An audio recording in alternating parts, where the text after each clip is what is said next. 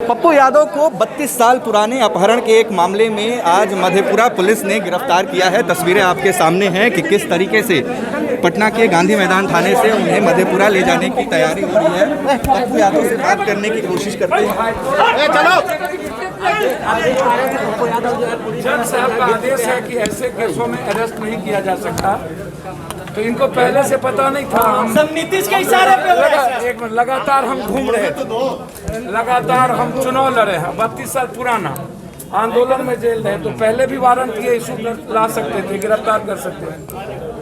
आज एक गहरी साजिश, पहले कहा लॉकडाउन, 9 घंटा बैठा करके हमको मारने की, मतलब भूखा प्यासा।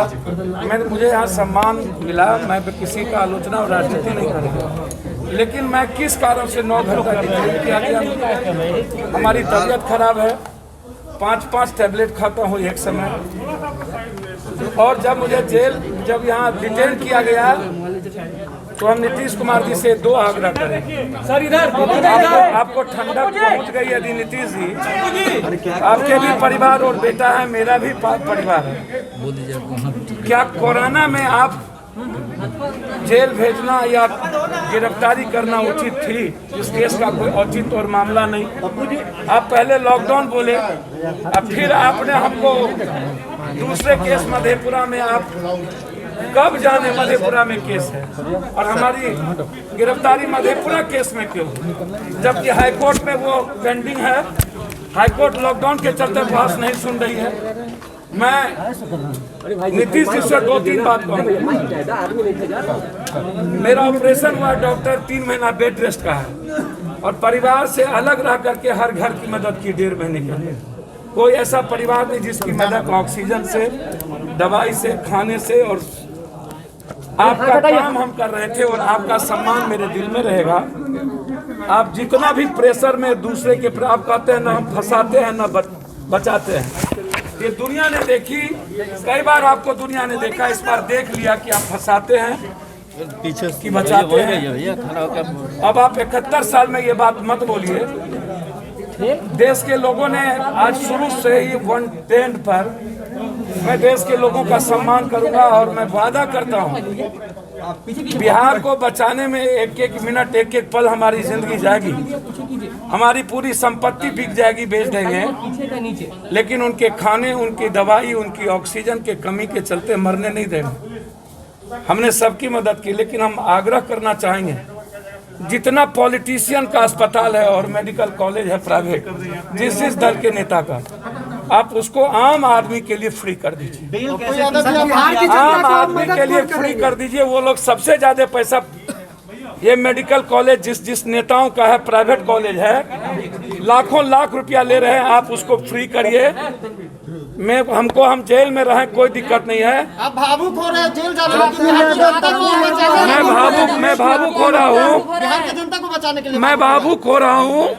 मरने का डर होता ना, तो मैं कोविड वार्ड में लाश नहीं उठाता और जलाता नहीं शमशान। क्या राजीव प्रताप रूडी से का खुलासा करना आपके लिए महंगा पड़ा? सर, सिलेंडर मैंने ट्वीट किया, सिलेंडर को बाउंसर का, राजीव जी का मैंने किया।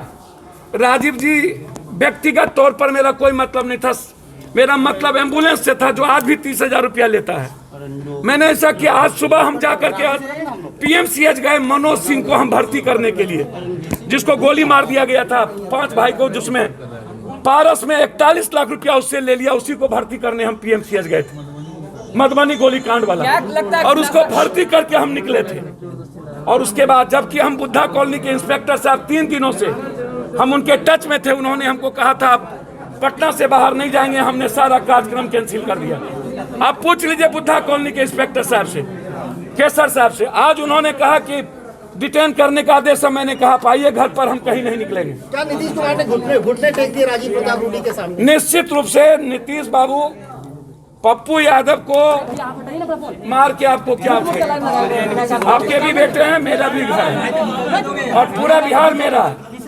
आप हमको जेल भेज रहे हैं, जितना मेहनत आप हमको 9 घंटा रखने में किए हैं, उतना मेहनत यदि आप अस्पतालों को रोकने में कर लिए होते, अस्पतालों को बनाने में और प्राइवेट नर्सिंग होम 10% डॉक्टर को छोड़ के, प्राइवेट नर्सिंग होम छोड़ के 80-90% प्राइवेट नर्सिंग होम, लाखों लाख। आज जो हम गए थे जहां 3 लोगों को मार दिया गया पाटलिपुत्र में, ICN में, CNF में 3 लोगों को, हम वहां गए थे। एक दिनों में 51,000 रुपया गरीबों से लिया जाता है। क्या इनको बेड चार्ज, क्या इनको नहीं दिखता है? सारे मंत्रियों का ये प्राइवेट नर्सिंग होम है।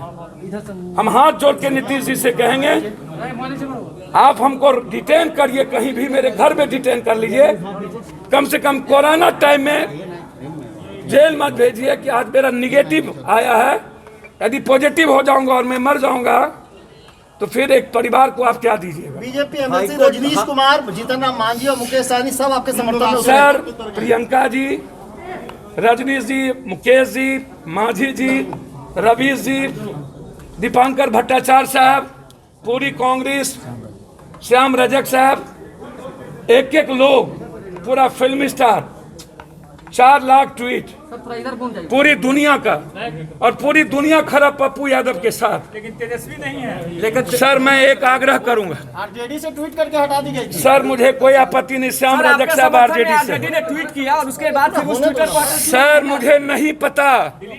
मैं लालू यादव जी से आग्रह करूंगा, ये वक्त एक होकर के लड़ने का है लालू जी।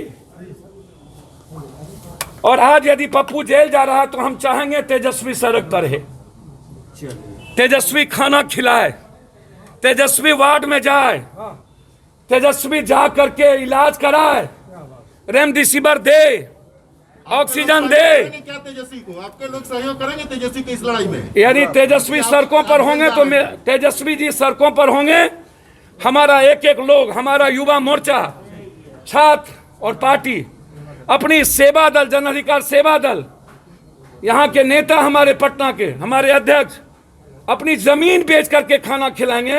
आज हमारे खाने को रोक दिया गया है।